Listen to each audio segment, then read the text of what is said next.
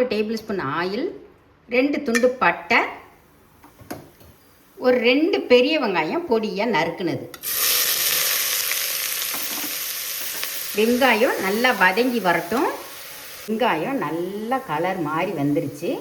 இதுக்கப்புறம் நம்ம என்ன பண்ணலாம், 1 டேபிள் ஸ்பூன் இஞ்சி பூண்டு விழுது போட்டுக்கோங்க. போட்டுட்டு 1 செகண்டு கிளறி விடுங்க. இஞ்சி பூண்டு வதங்கினதுக்கப்புறம் கழுவி வச்ச சிக்கனை போட்டுருங்க. 1 கிலோ சிக்கன் போட்டுருக்கேன். இதை ஒரு நிமிஷம் வதக்கலாம். 1 நிமிஷம் வதக்கியாச்சு. இப்போ ஒரு 1/4 டீஸ்பூன் மஞ்சத்தூள் போட்டுக்கலாம்.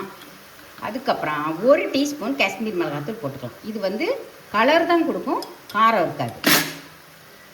அதுக்கப்புறம் மல்லித்தூள் ஒரு 1.5 டீஸ்பூன் போட்டுக்கலாம். இப்போ இதையும் சேர்த்து நல்லா 1 நிமிஷம் வதக்குங்க. போதும். சிக்கன் வதங்குறதுக்குள்ளே நம்ம போய் ஒரு மசாலா அரைச்சிட்டு வந்துடலாம். ஒரு 5 பச்சை மிளகா, ஒரு கை நிறையா கொத்தமல்லி தழை, அதுக்கப்புறம் ஒரு கை நிறையா புதினா தழை. இது எல்லாம் போய் நல்லா அரைச்சிட்டு வந்துடலாம்.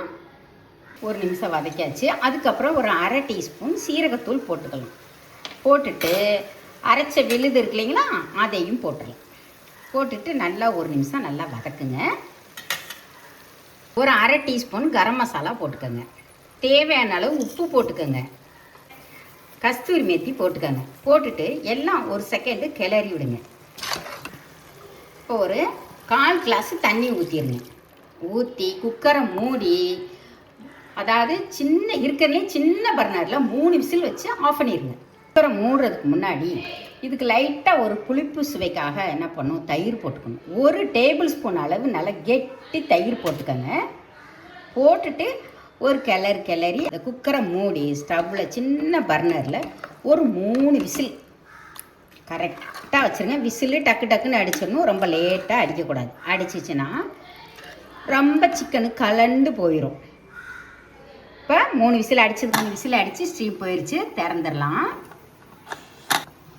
வாவ், சூப்பராக இருக்குது பாருங்கள். இப்போ இந்த பதம் போகுதுன்னா இப்படியே விட்டுருங்க.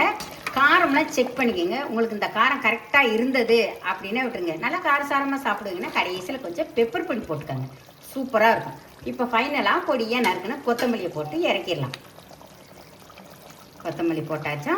இப்போ ஸ்டவ்வை ஆஃப் பண்ணிடுங்க. அருமையான ஒரு ஹைட்ராபாத்தி சிக்கன் கிரேவி.